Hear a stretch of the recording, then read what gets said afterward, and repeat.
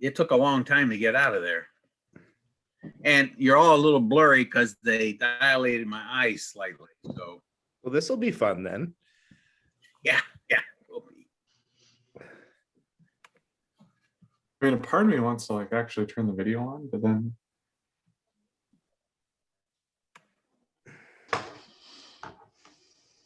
Oh.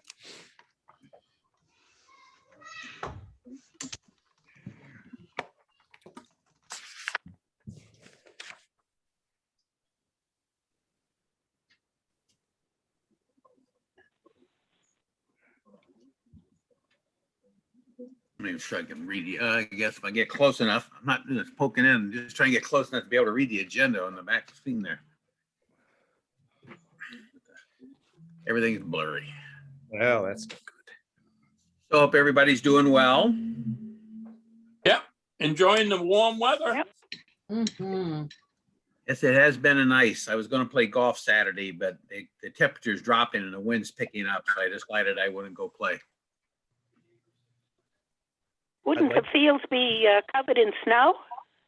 I don't know. The Meadows is putting on what they call an iron moose. It's 9 3-hole or 3-par holes, so I don't know how it works. I don't know. That'll be interesting. Yeah, they did one in July or in January, I think. If it was going to be in the upper 40s like it is the next couple of days without much wind, I was going to go, but temperature dropping to 40, 39, 40 with the wind increasing. Nah, I can wait. Yes, it is. And I heard somebody said we're all here. We have a quorum. We do. Everybody's here. All right, super. Then I will call this meeting to order. And if I can have the flag, we'll do the Pledge of Allegiance to our flag. There it is. So you all join me, please. I pledge allegiance Pledge allegiance To the flag of the United States of America States of and America. to the republic for which it stands, one nation, under God, indivisible, with liberty and justice for all. Justice For all. Justice for all. Thank you kindly. All right. Do we have, whoops, I get my thing here.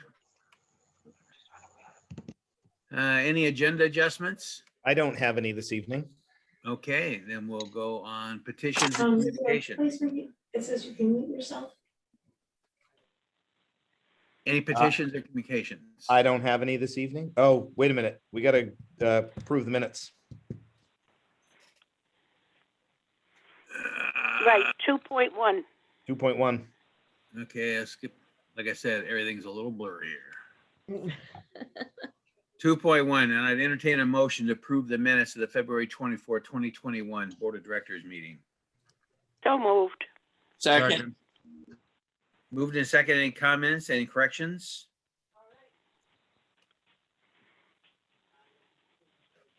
Hearing none, and we'll take the vote. Oh, where's my form here? Well, all right. Sorry about that. I have my form here. There it is. All right, Bob, Yes. Jen, Yes. Robbie, yes. Joan, Yes. Vicky, Yes. Stephanie, Yes. Andrea, Yes. Joe, Yes. and Dory. Yes. Motion carries. Thank you all very much. So I guess that was the minutes, right? So now That was petitions and communications, Yeah, and I don't have any. and I have not received any either. Okay. So we'll go move on to the superintendent's report. All right. Most of what I'm going to talk about is under new business. We're going to discuss the budget tonight, but just a couple of things. First of all, we've been I'm sure you've seen the governor's notice about vaccinations. That has really taken on a life of its own. I've been attending meetings at least twice a week all of a sudden to talk, working with St. Mary's and the area Androscoggin County superintendents. We've got a clinic coming up this weekend at Connors Elementary for anybody 60 and over who's an employee. We had hoped that we would be able to open it up to anyone, but the state is just not going to allow it. It's been honestly, it's every day it feels like it changes. But I think currently that's where we're at. So we've got some slots this weekend. I'm putting out notices all the time to staff about it. I do know that one of the things the governor said is any person who works in public schools can go to Walmart, Hannaford, and Walgreens to get vaccinations, but I know those appointments are tough to come by. Some people are getting them, some not. I'm hearing about getting on at 5 o'clock in the morning, things like that. So, that's been kind of all encompassing as of late. One of the things too, we met as area superintendents today, and obviously there was a lot of talk about, vaccinations, the physical distancing requirements, and then talking about fall. A couple of times lately, the commissioner, Kathy's been in a couple of meetings with the commissioner. I've heard the commissioner and the deputy commissioner say not much is changing for this school year with regards to the physical distancing requirements. I think it's important that we, I say it all the time. The physical distancing requirements are what's keeping us from being back, 5 days a week. We just don't have the space. If those were get relaxed, we could start planning for a full in-person instruction, but they just aren't. And the commissioner is basically saying that's not changing. We are pushing as superintendents about the fall. We'd like to get some information as soon as possible about fall, but that's just not forthcoming. So one of the things Kathy and I have been talking about is, how can we utilize our reorganization for the fall with regards to space and things like that. So we're certainly looking at that. I just don't have any timetable on what fall is going to look like. Today, somebody asked the deputy commissioner about it, and he did a really good job of answering but not answering. He kind of danced around the question. So hopefully, we've really pushed. We'd like information about fall long before the middle of August. That when that stuff happens, it has lasting effects. Not just on our planning, but how we open, and it hits people hard. I mean, I see guys on the Zoom today. Guy and I were talking about the fact of when we don't get guidance from DOE and we can't make decisions until right before school starts, that has an effect on morale too. So, and ultimately that, everything like that trickles down to our kids. So, we're pushing as superintendents, we're just not getting a lot of answers right at the moment. And I just don't think they have a lot of answers. I think we're right in the middle phase of vaccines, transmission is slowing down. So I'm hopeful within the next couple of months, we'll have stuff. I just don't have anything right now. So other than that, that concludes my report. Andy, on that note, I think it's gonna come down to a group of districts or district starting up and taking it from where it goes. Yeah. We've learned a lot over the last year as far as masking up, as far as social distancing and the like. Yeah. So yeah, it is. And Kathy and I and Scott and Glenn and the administrators are talking about how can we get even more creative in the fall. I mean, we look, this is not ideal. We know that, but you're right, Robbie. Some of us have got to push. And so, we're Ken Healy, who's a superintendent in RSU 16, and I are working on a letter to the commissioner and the governor about, what we need information for the fall. We just do. But you're right. It's going to take some of us pushing the envelope a little bit for sure. We've learned a lot.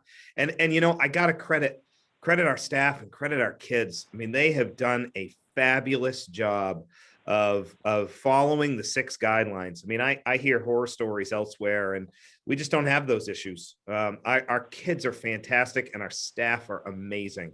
So we've learned a lot. So hopefully, moving forward, we can use what we've learned to better the process for sure. Any other questions?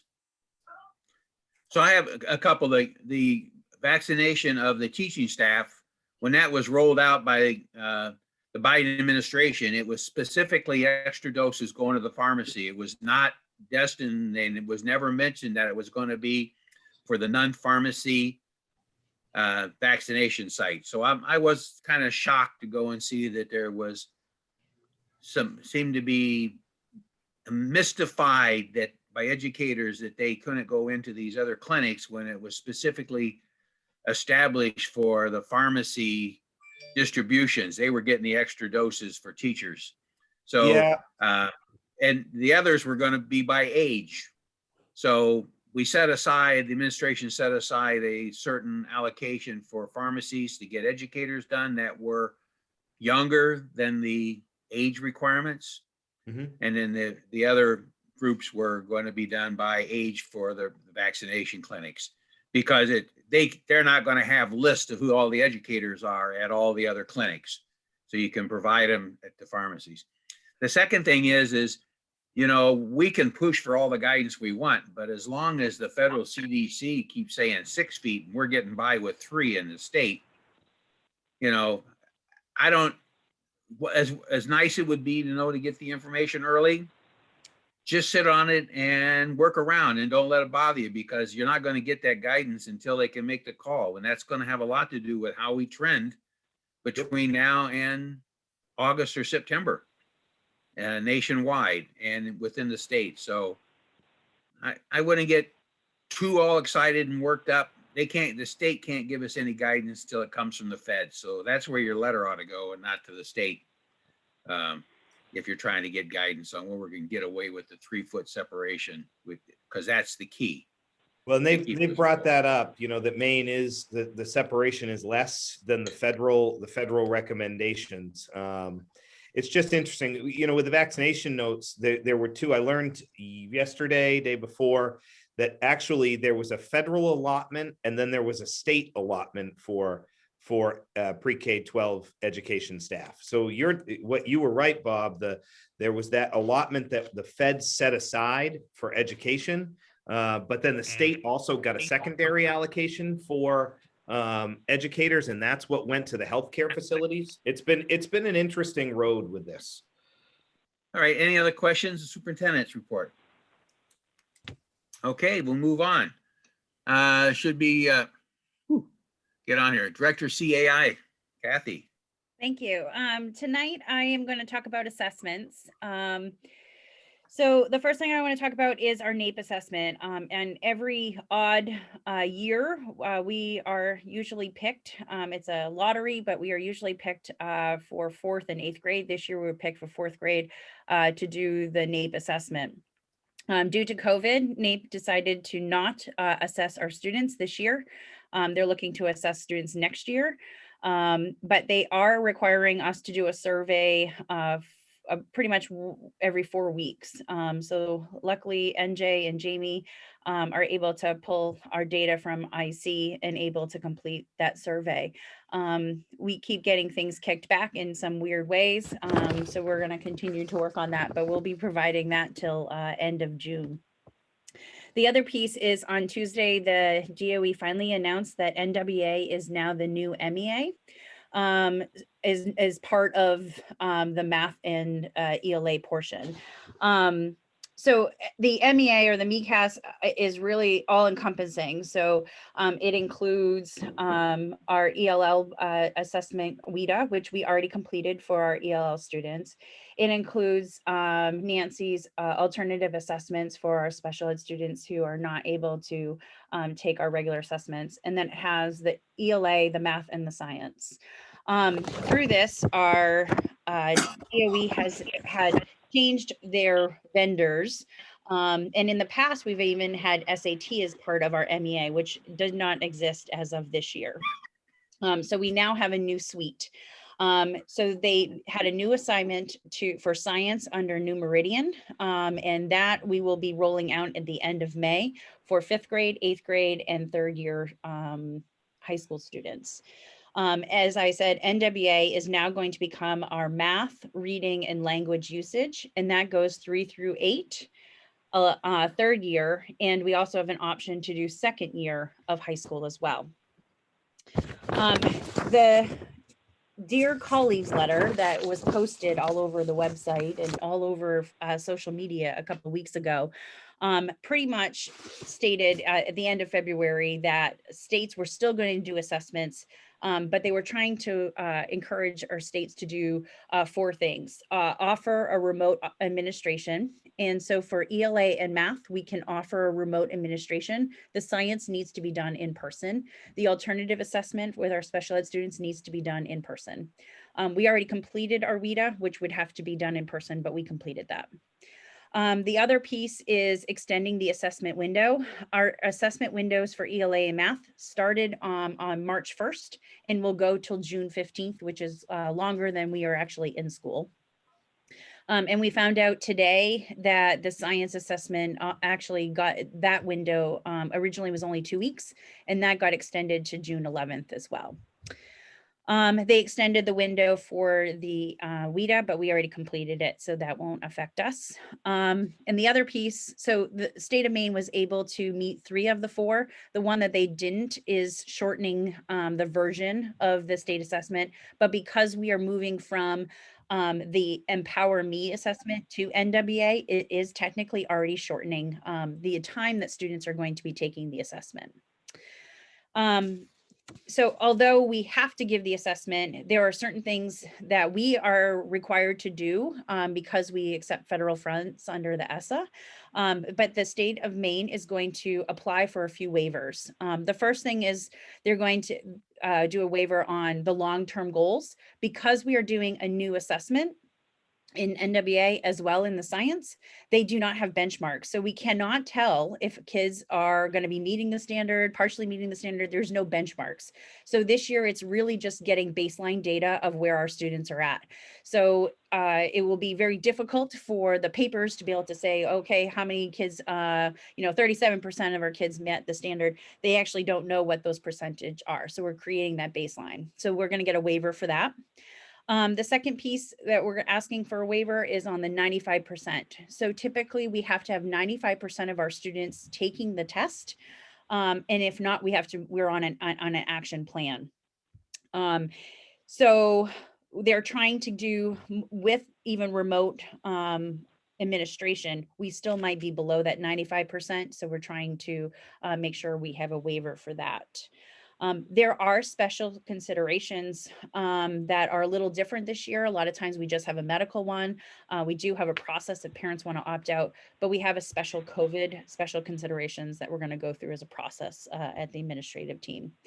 And then the last waiver that they're going to do is identification of schools. In the past, when I was principal of the pre-K2, we had a priority school, we had a monitor school, and Carrie Worker was a focus school. So there was identifications of schools that needed improvement.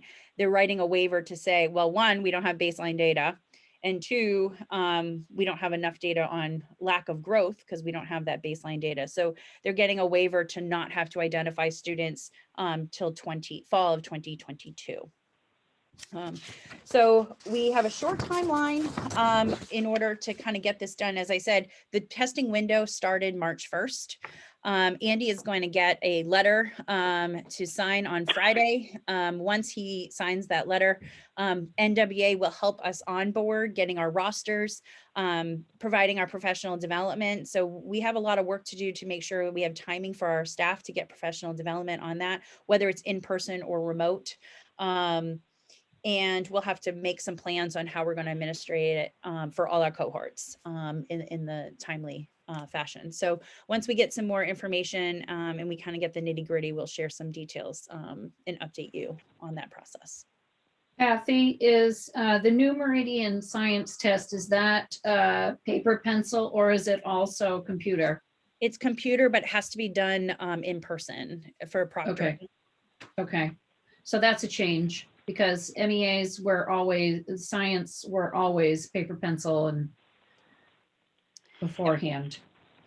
So that will be different for cohort D. We'd have to get them in. And if they choose not to, then they would get a special consideration due to COVID. So then we would have to do a bulk. But again, those are only 5th and 8th. And lately, if there are kids that need to do some assessments in cohort D, we've been inviting them to central office and at sections and in different intervals. So that is something we could consider, or utilizing Wednesdays as well. Any other questions for Kathy? It's just a comment. I'm really surprised that the state is still trying to hold up the 95 participation percentage.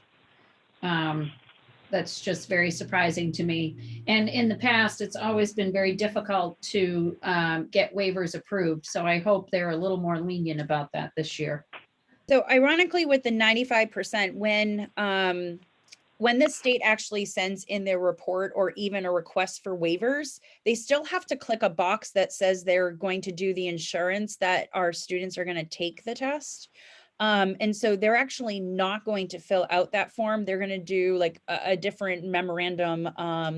There's a special term, a legal term for it. I can't recall it right now, but that actually negates that we're not going to get to that 95%. So they actually are kind of going the back door just to get to waive the 95% to even ask it. So it's going to be a weird thing. Yeah. Thank you. All right. Then we'll move on to financial report.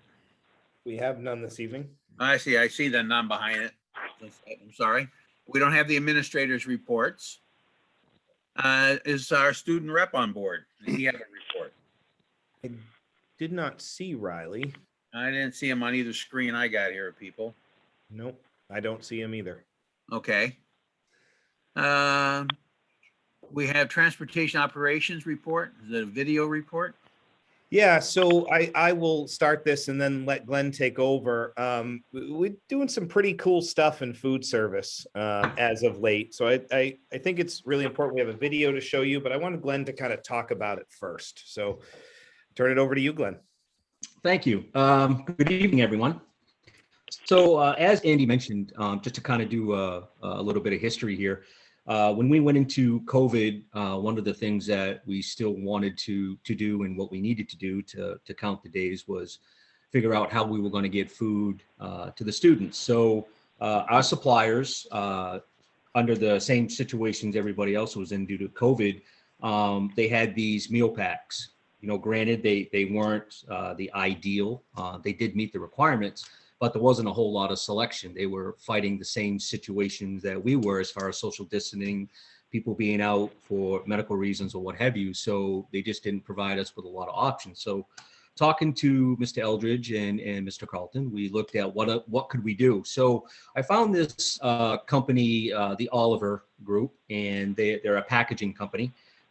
So we were able to get some demonstration trays, and we purchased a piece of equipment. So as the staff is making cooking their food on Tuesday, they can cook a little extra, and then what they can do is package it up, put it in the freezer, and like today we serve food, so then we can send it out on the bus as a frozen meal. So if Andy wants to bring up that video, we can. And this was, we used some of the CRF funds to purchase Correct. these things. It's pretty amazing. All right. Yeah, we chose the mini school. We met with the food service ladies, and the middle school was very eager to start this process. So we started with them. They've got the most experience with it. So we can hit play. There we go. So what you're going to see is, so again, this is the meal that they've already cooked. So what they're doing now is putting the portions into the trays. So they'll line up a certain number of trays with the meals on them. They're putting in the vegetables, the fruit, I think we cook meatloaf and potatoes here. So they're preparing that. Then when we go to the next screen, so this is the packaging machine. So there's a piece of plastic that goes over the top. The flat piece that you see that's actually hot, or it's warm. So this is actually sealing the meal. So when they slide the plastic over the meal, she sets it on the top, waits for a few minutes and seals it. So then that can be stored in the freezer.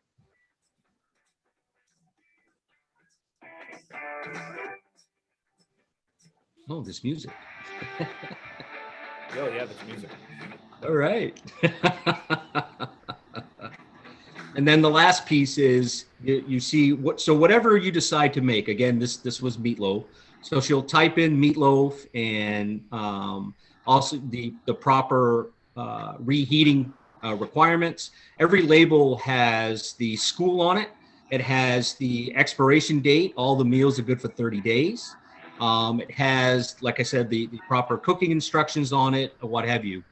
So once she enters all the information in, it'll spit out a label, and that label gets put on each individual package. And that's what we send home to families. Now, we can do this for breakfast, and we can do this for lunch. Every school has this setup. It has a labeling machine, it has a package machine. There's your label, all set to go. It says RSU 4 on it. It gives all the ingredients. It gives all the cooking instructions and so forth. She labels them up, and then she puts them in the freezer for their next serve on a Wednesday. Then the buses come, we load them up, we send them out. I did notice on Facebook that this has been widely received as parents and are appreciative of it. They like it much better than the package.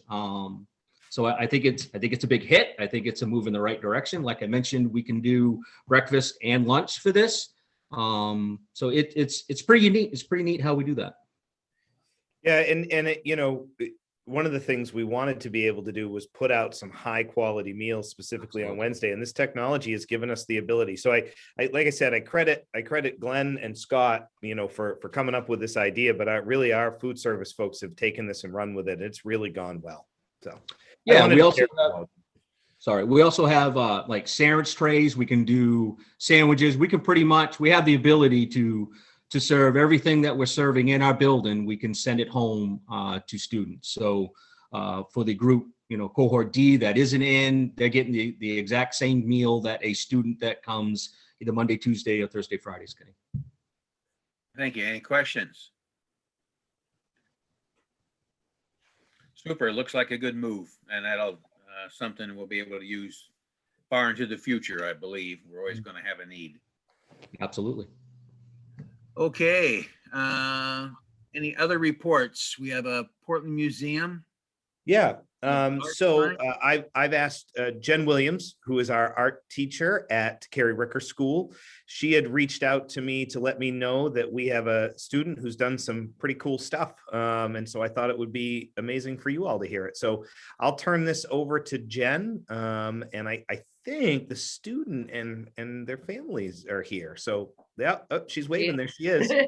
So Jen, do you need to be able to share the screen, or are you good?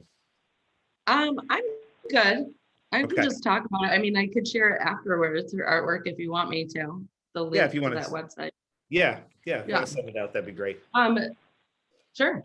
So every year, the Portland Museum of Art, along with the Maine Art Education Association, does an art show for the month of March to celebrate Youth Art Month. And if you are a member of the MAEA, every art teacher in the state can choose one piece of artwork to enter in this art show. Normally it's at the museum and they hang it up on the walls and you get to walk around and they have a big reception, but this year they had to do everything virtually. So they did create an online art exhibit for all of these talented artists, and it's kindergarten through 12th grade.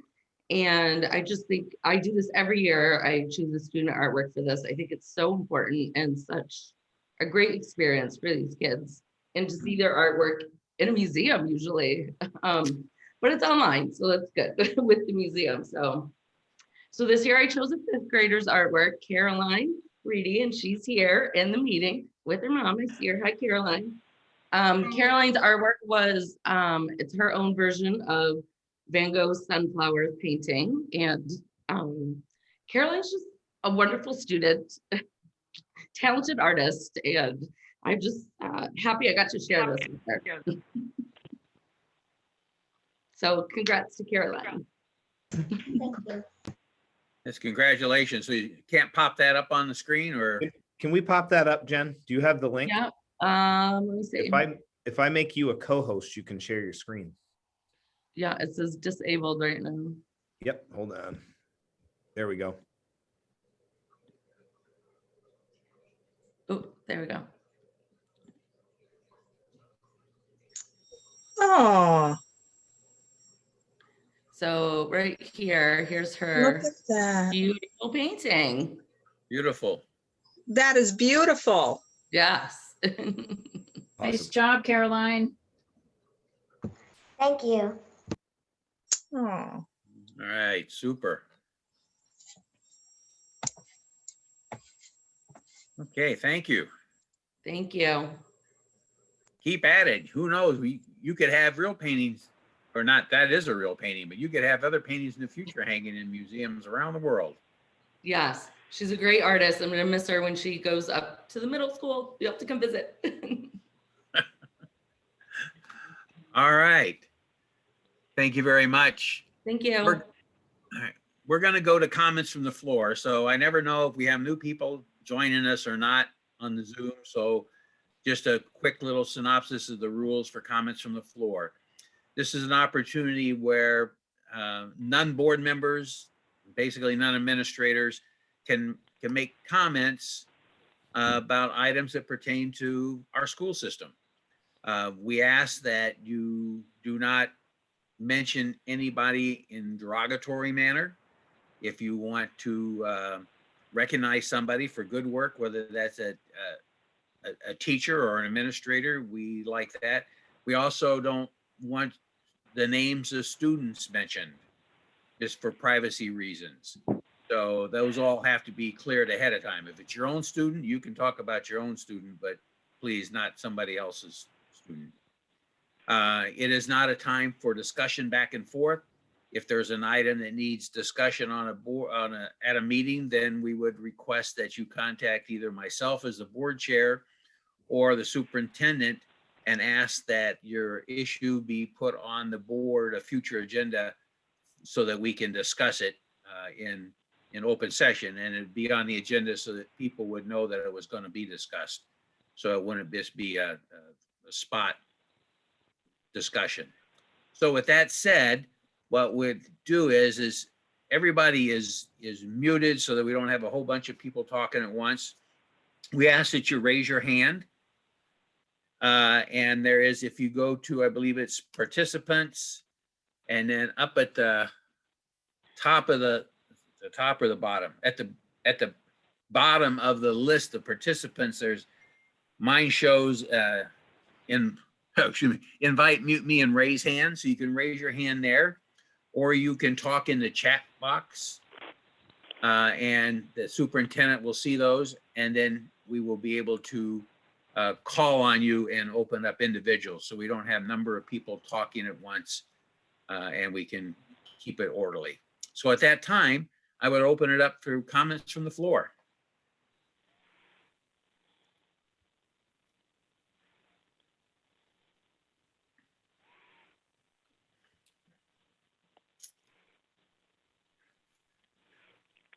I don't have any hands raised, and I don't have any chats as of yet. Okay. We'll give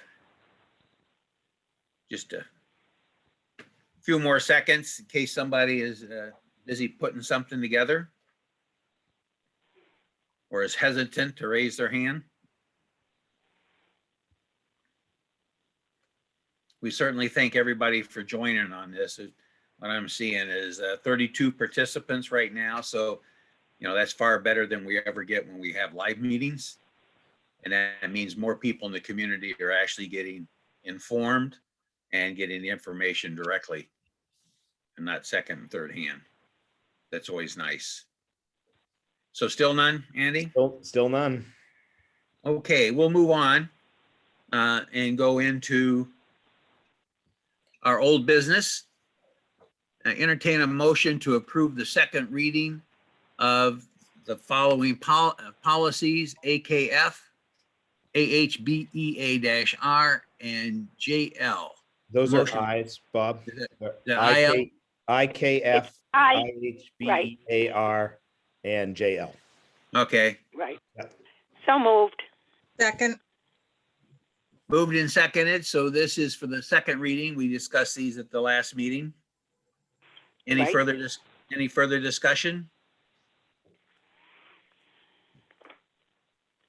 Hearing none, then I'll call for the vote. Dory, Yes. Joe,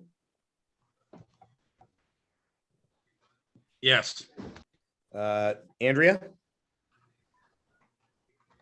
Yes. Stephanie, Yes. Vicky, Yes. Joan, Yes. Robbie, Yes. Jen, Yes. and Bob. Yes, Motion carries. Thank you very much. thank you all. And we'll move into new business. 6.1, discussion of the 2021-2022 school budget. All right, so I do have a presentation for you tonight. This will be I think the second year that I've done a budget presentation to you all in a virtual setting. So this is, hopefully we're getting the hang of this a little bit. I want to start with, I had prefaced this before, we lost $774,000 in state funding. And that obviously is the preliminary 279. It is not the enacted 279, but as I've said, and as the department keeps saying, that is the best case scenario. Obviously, it's political, so who knows what will happen in Augusta, but that's what we're operating under. As I also told you, the first run of the budget that Scott and I did was up almost $600,000. It's just one of those recipes for a disaster. And I think one of the things that I really appreciate about working in RSU 4 and working with the team that we have here is that everybody's willing to put their heads together and get really creative. And I had said this is going to be the toughest budget year we've ever had, and it is. There's no question. But I think, what I'm about to present to you represents a good faith effort on our parts to put together a budget that keeps things as whole as possible and mitigates as much of an impact as we can to the taxpayer. It's not perfect. Do I like it? No, I don't. But my big goal here was to keep things in place for kids as much as possible. And I think we've done that and done a really good job. So like I said, I have to credit the administrative team, really put their heads together and got creative. And I think we've done a really good job here. So without further ado, let me share my screen here. All right, can everybody see that?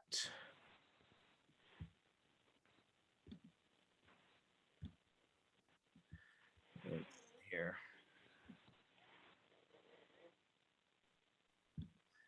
All right, so. All right, so this is our budget presentation. Obviously, our mission statement, inspiring all learners for future success. So just wanted to take a moment and look at 5 years of expenditure budgets. We get pretty focused on the expenditure side. That's what we have to put together. There are two sides of it, but I think this just gives some historical perspective. Looking back in FY17, our budget was $18,799,000. The next year we were down, our budget was down. The next year it was up, $349,000. FY20, we saw just a $53,000 increase. And then the current school year, we were up $428,000.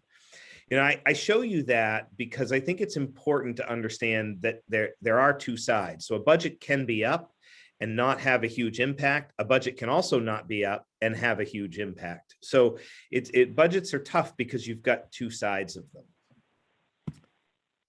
I show this slide, and I showed this to you last year, but this always has an impact on what we get for funding. So I went back through FY17 and looked at historical town valuations. If you can see, all of our towns' valuations since FY17 have increased anywhere from 19.2 to 25, over 25.5% over the course of the last 5 years. And this isn't just us, this is everywhere. But when you're talking, if I look at the town of Wales, for instance, since FY17, up over $26 million in a town that started with $104 million valuation, that's a lot. And as we know, valuation plays a huge role in the essential programs and services funding formula. So general purpose aid, just for some historical perspective, FY17, our state share was 9,963,000. Over the course of the last 6 years, or six EPS 8279s, we've gained about $300,000 in state funding. But if you look at the transition, there are a couple of transition years. For instance, this year, this FY22, we're paying more. The towns are required to pay more and getting significantly less. And that has been a trend across the board. And just so you know, I'm going to send this presentation out and it'll be posted on the website. So I show this too, because again, this gives a historical perspective of, through FY21, which is our current school year, where our local taxes are as far as the RSU is concerned. So the RSU's budget's impact on local taxes. All three towns are down since FY17. If you remember, in FY18, we got a bunch of money back from the department, and we gave that back to the towns through EPS, through tax assessment. So consequently, this is where the three towns are over the last 4 years. There aren't a lot of school districts that can say that. We've done a really good job. I think you all know I don't bring you budgets that we haven't already worked on. And some places they get budgets. Superintendent will bring budgets that are great, big, and bloated, and then we cut them at the board level. I like to bring you guys budgets that show you exactly what we need. And that's what we've done here. So proposed 2021-22 operating budget. So if you remember, our current budget was $19,561,334. What I'm proposing here is a $19,612,630 budget. Obviously, we did a lot of work to get it there. That is a 0.26% increase over last year. And, total dollars, $51,296. Where did we start? So I think it's important to understand that, when I talk to you about our first run at the budget here at the administrative team, this is where we started. A loss in state funding of $774,000. We specifically got hit with pre-K. Our pre-K numbers are down. Special education was way down. We are 33 students down in special ed, and our disadvantaged youth numbers. And all of that is tied to our enrollments. And our first run at the budget was up over $575,000. In that first run, there was nothing new in the budget other than the first payment for the phase 2 of the performance contract, and everything else was contracted salary and benefits. So I like to show this because I think it presents a good picture of where we started. Had I brought you that budget to look at at this meeting, if you see down here, the assessment change, if I had brought you that budget, this would have been the budget, the variance numbers to our three towns.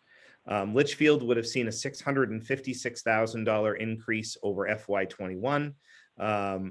Sabattis would have seen a $688,000 increase, and Wales a $278,000 increase, which would have totaled $1.6 million impact to the community. And remember, that's the revenue side and the expenditure side.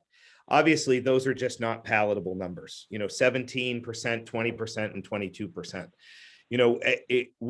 Our people are hurting. Taxpayers are hurting. I hear it everywhere, and there is just no way we could bring that budget out. We are down students. So how did we get where we are? So this budget is $19,611,000. It's a $51,000 increase. This down here at the bottom would be the impact of this budget. So Litchfield would see $150,000 increase or 4%, Sabattis $190,000 increase or 5.7%, and Wales an $84,000 increase or 6.6%. Obviously, we've talked about it in the past. I like to have budgets that are 3% or less. We just couldn't do it. There was just no way without it really hurting kids. Am I super enthused with this? No, but at the same token, my big thing here is to not hurt instruction. And I think we've done that. So the question really is, how did we get here? How did we take that first budget, that first run of the budget that had almost 20% increases across the board and get it to 4, 5, and 6? So first of all, on the revenue side, for the first time ever, we will have carry forward funds.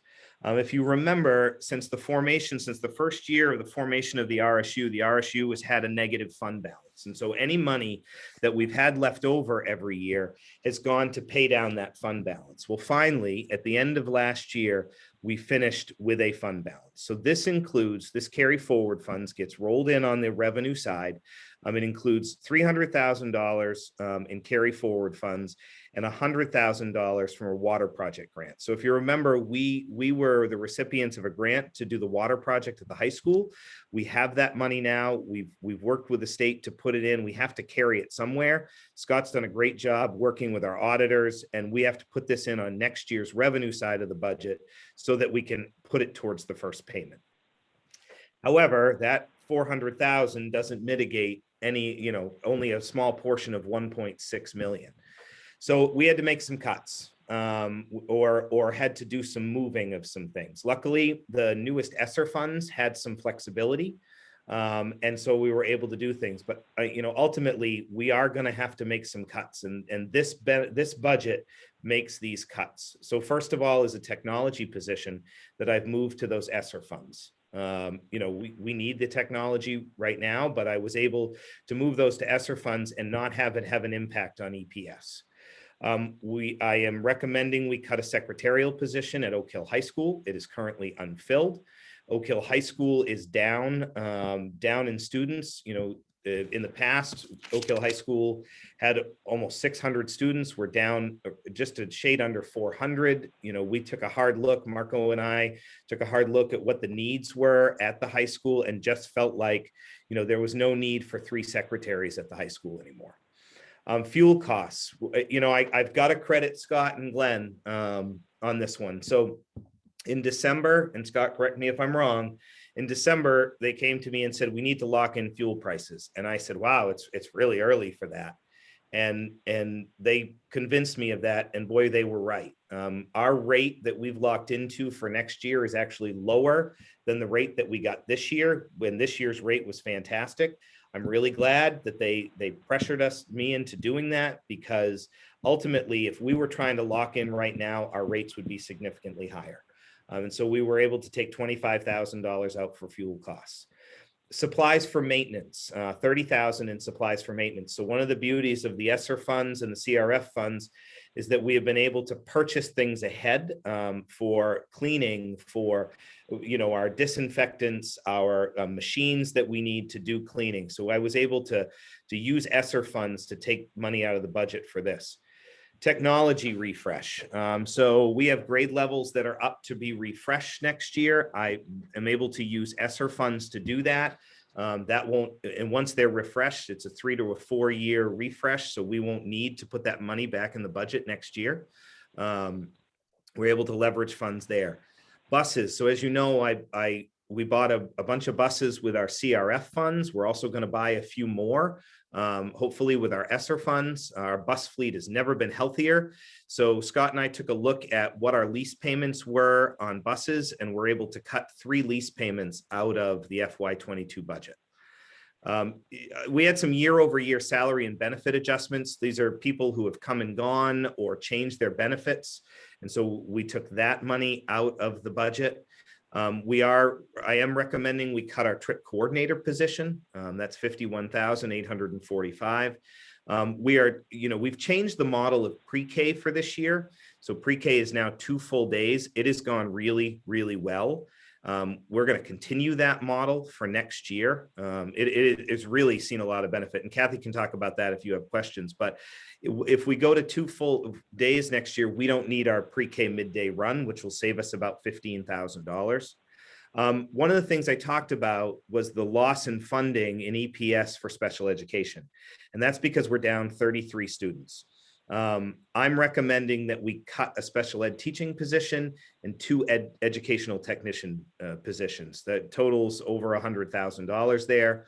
And when you're down students, you don't need the same number of staff. The other thing is we're able to utilize our reorganization to better use the staff that we have.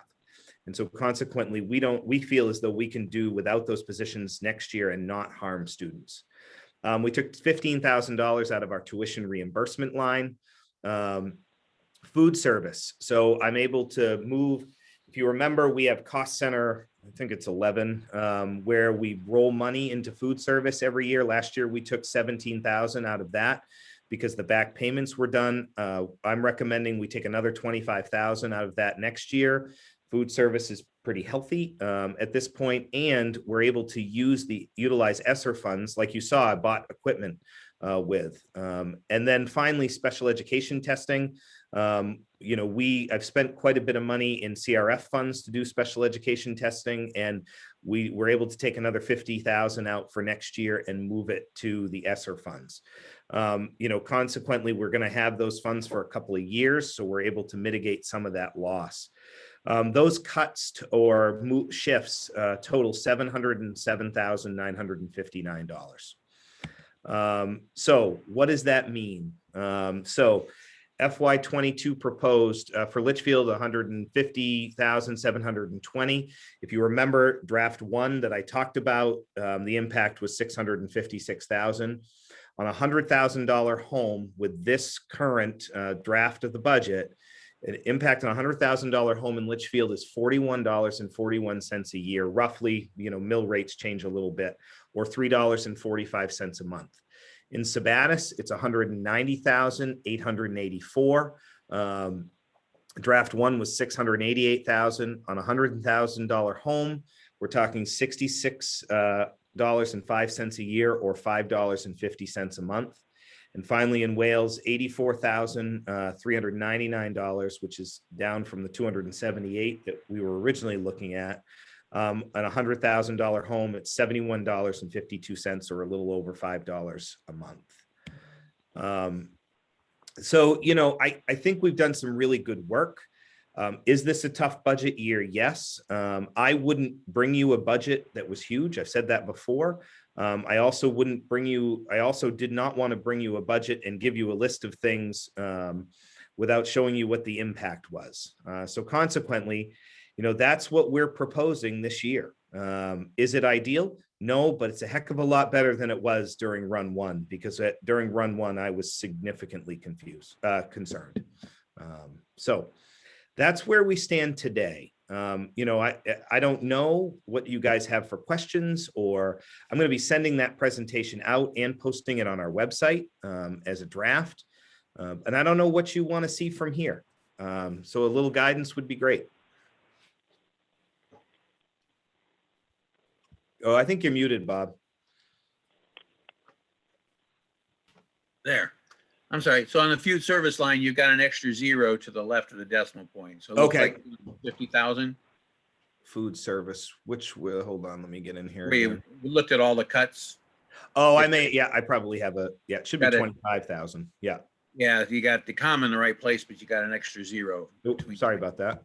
All right, before you send it out. Oh, yeah. Oh, no, yeah. Well, that's special ed 25,000. Yeah, I have an extra zero. I will fix that. Thank you. Okay. Questions, comments, direction? Make sure you have your favorite assistant do spell check. There was a couple of things that were misspelled as well. I will. Yeah. Okay. I will. She's looked at it once, and I may not have made the corrections appropriately. Okay. Yeah. I'm concerned about next year and the year after, because we're not going to have those ESSER funds. Mm-hmm. All right. So if we have a budget that starts off at this level, we're probably not going to increase by 30 some students, our special ed population, our total student population is probably not going to increase that much. So those things which drive the 279 and property valuations are going up. I'm concerned that by going this amount this year coming up, that in out years, it's going to be astronomical. Yeah, and I share that concern too, Bob. You know, we kind of made it a point to look at how do we make it through this first one. You know, one of the things that we aren't doing, we've got those ESSER 2 funds. They're good for a couple of years. And so we're not spending them all in this first year. I'm holding on to some of them for that reason, so that we don't, hopefully don't create a huge cliff 2 years from now.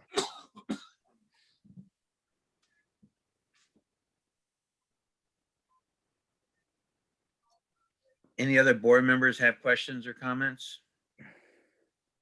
And I just have a quick question, Bob. Did the staff want any guidance from the board? As far as what, Joan? As far as what they need? I mean, not guidance. Would they need things that we should know about? Well, I think what we put together here, you know, obviously none of us like to cut anything. We don't want to. Right. Cuts are hard.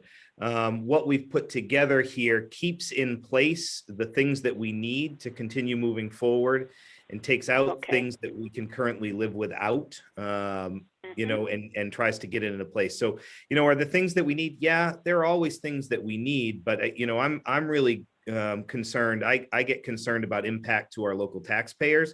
You know, we provide a really high quality education. We do some amazing things. We do have some flexibility in our title funds and things like that. But ultimately, you know, my goal is to put together a budget that meets our needs, but also it mitigates as much of an impact to the local taxpayer as possible. Right. In just what you presented to us, I think everybody did a pretty phenomenal job of really holding that expectation of trying to honor what's best for the students, but also recognizing what's best for the communities as well. I would commend everybody on really holding the line with that, and just to be grateful that we have those ESSER funds to give us a little bit of wiggle room.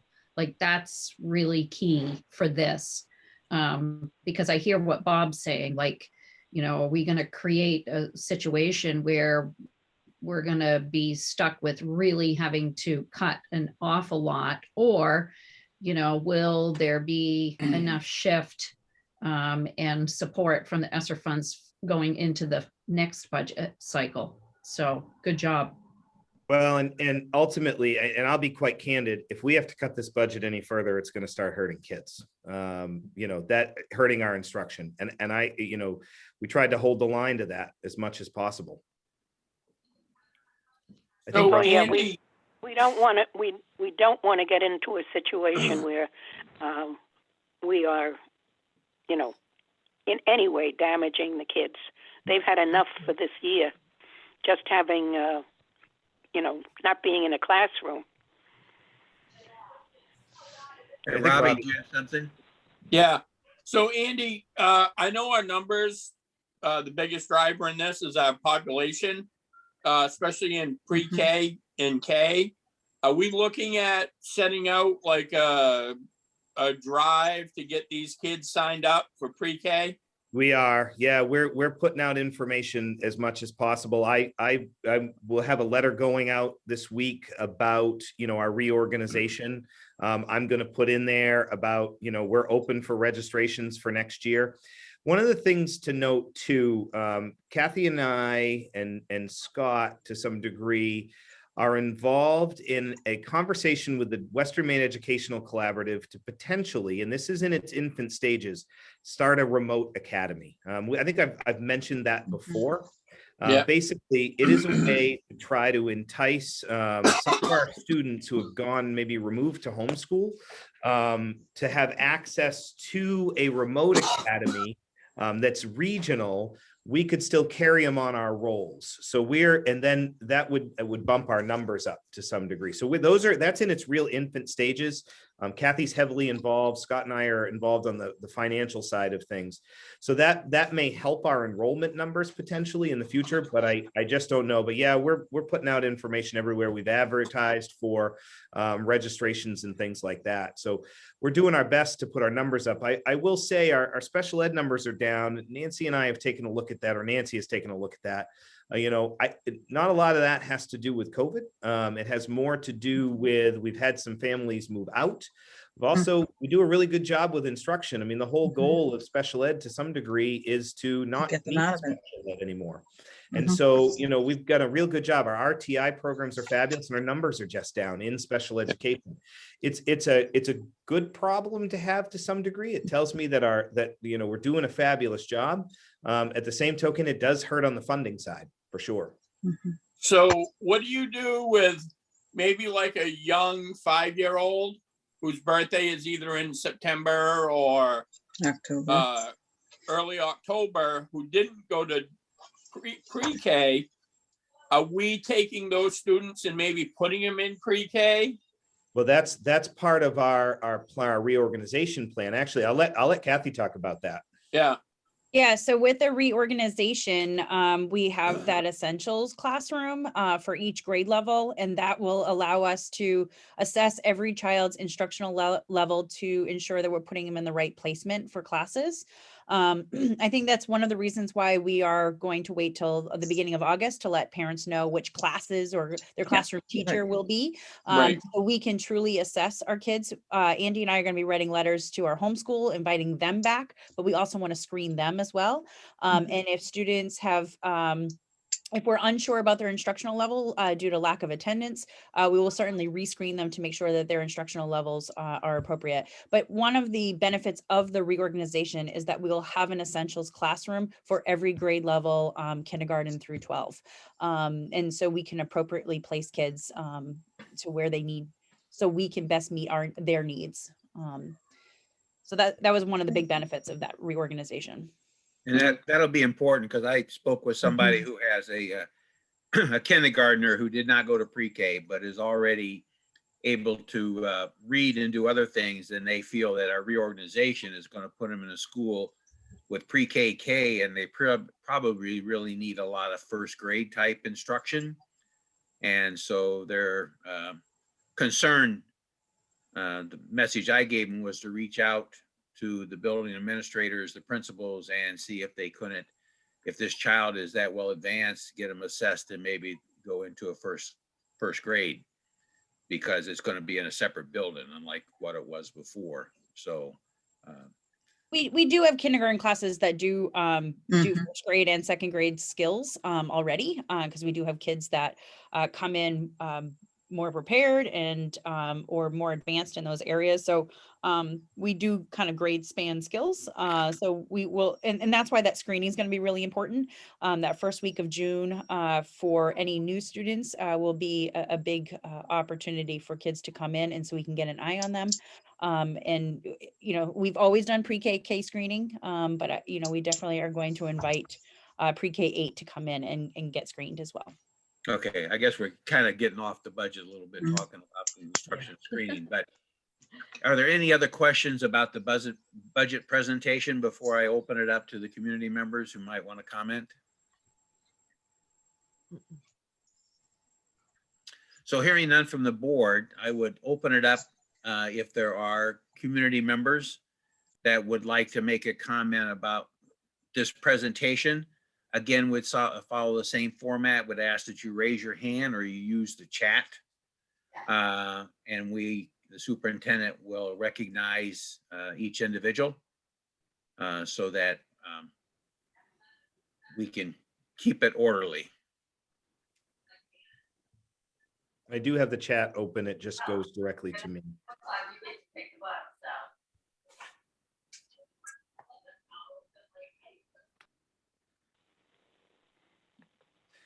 One thing while we're doing that to note, this budget does have 10% increase in health insurance built in.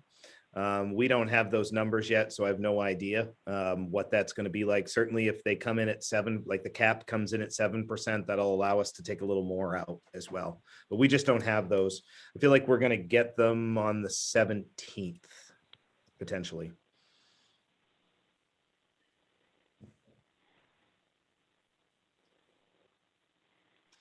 So I just got a message. Guy asked me if there's an opportunity for federal dollars from the legislation that was just passed today. So yeah, there's a potential. We just don't know yet. We actually asked that today at WMSA. It's one of the reasons I didn't bring it up, because we don't know what that's going to look like. It was very interesting. The deputy commissioner was very, I don't want to say evasive, because that's a more negative term, but he just said, we don't know what that's going to look like yet. We have no idea the amount of money, if there's going to be money, what the strings are going to be attached to, that kind of stuff. So I'd love to say yes, Guy, but I don't know at this point. I just know that bill was passed today in the House, and then it went to the president's desk. It'll take them a while to unravel some of that stuff for sure. Yeah, they'll have to do rules and all that. Yeah. Once they appropriate the money. Yeah. Anybody else have any comments? Want to raise their hand or send something to chat?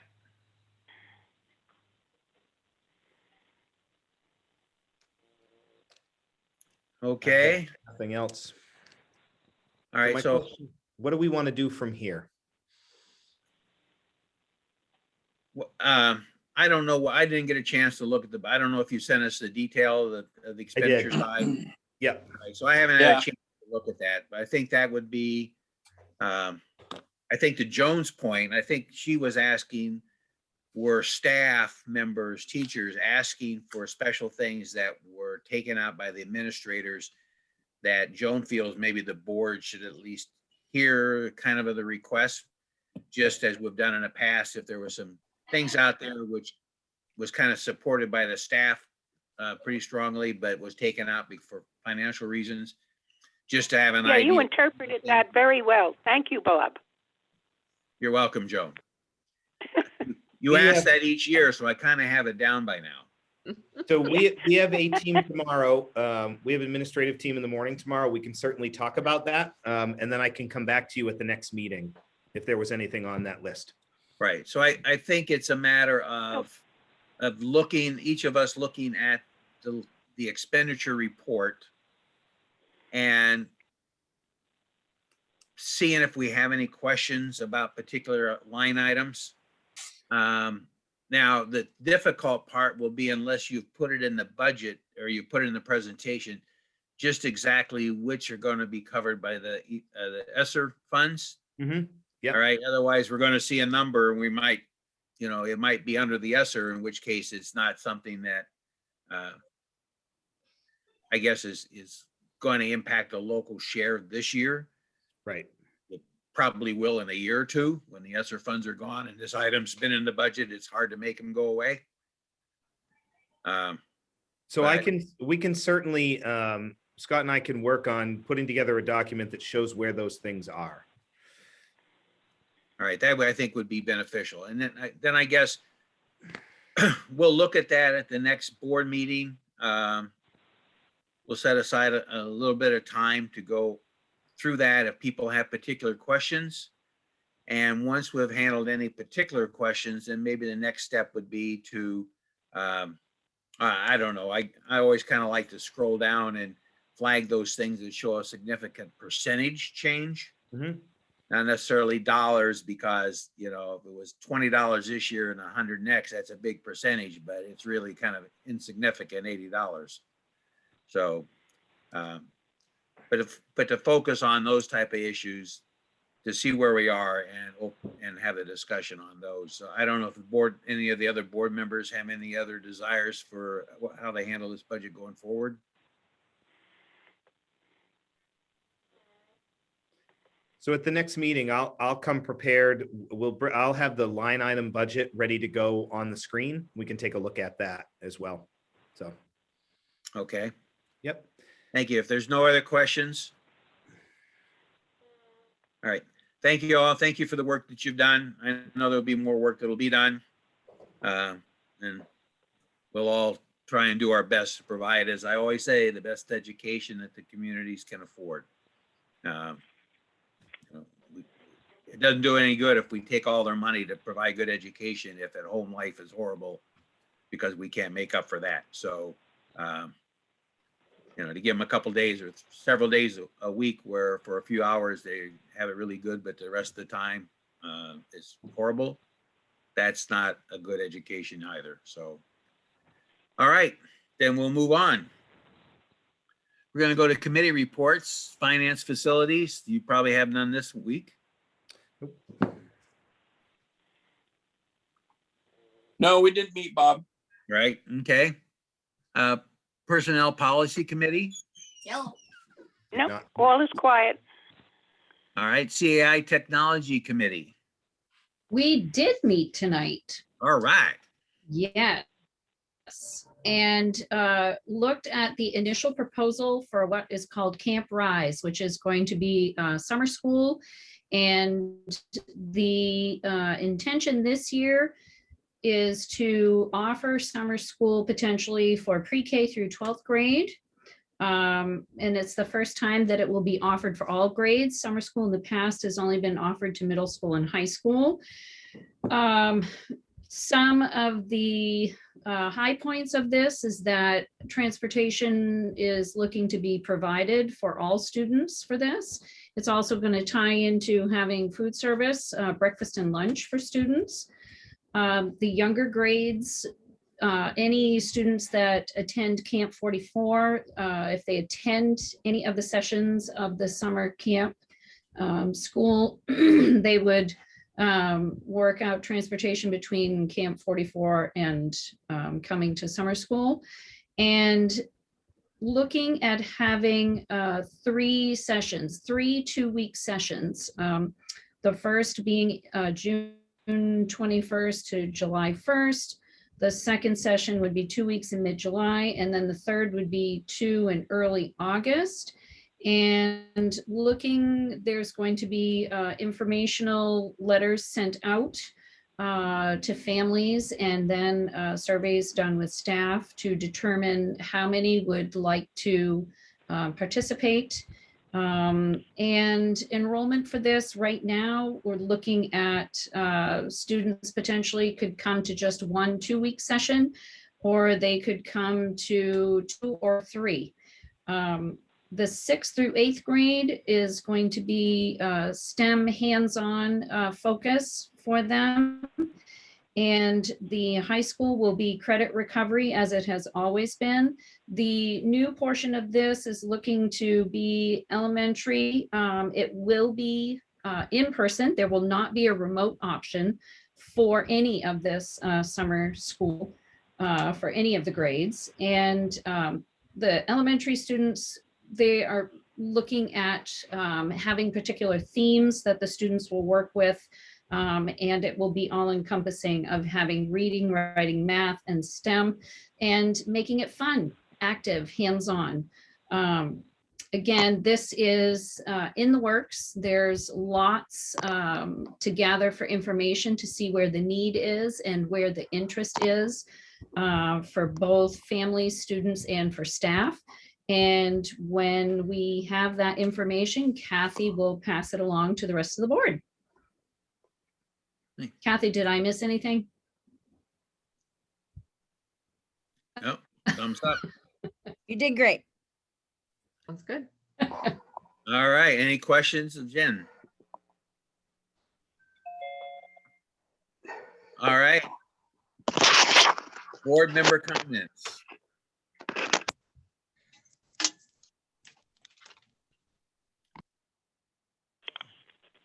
I can say that I have been talking to different people who have younger students that have chosen to either have remote learning or homeschooling this year, and really giving them the information in regards to how everything is going to be configured next year.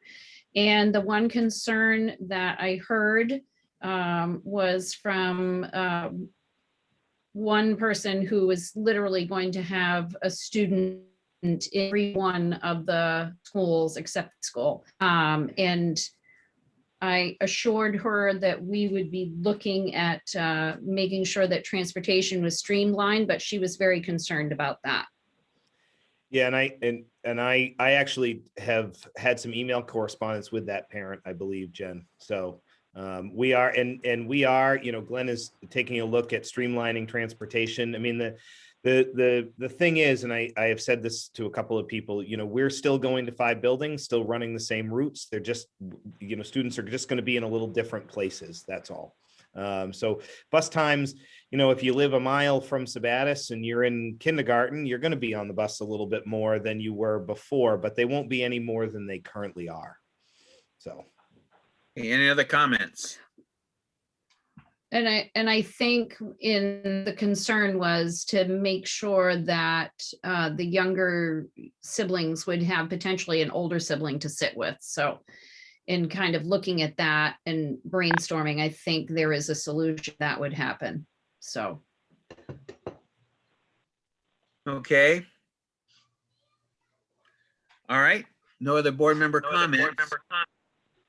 Then we do have a couple of executive sessions on our schedule. Following one of them, we anticipate that there will be a vote. That's not 100% guaranteed, but that's the anticipation or the plan. So during executive sessions, it'll only be the board members, the superintendent, and anybody specifically named in the motion for the executive session will be in attendance. Others, if they desire, can hang out. We'll put you all in a waiting room, and you could come back when we go in to make the motion, or between executive sessions, we come back in just in order to move back into a new executive session, and then we'll adjourn at the end. So if you want to hang around, you can do that. We'll let you back in when the meetings are open to the public. If you aren't concerned about listening to our vote on approving the stipends or to hear us adjourn, then I thank you all for attending, and have a great evening. We hope to see you in a couple of weeks at our next meeting.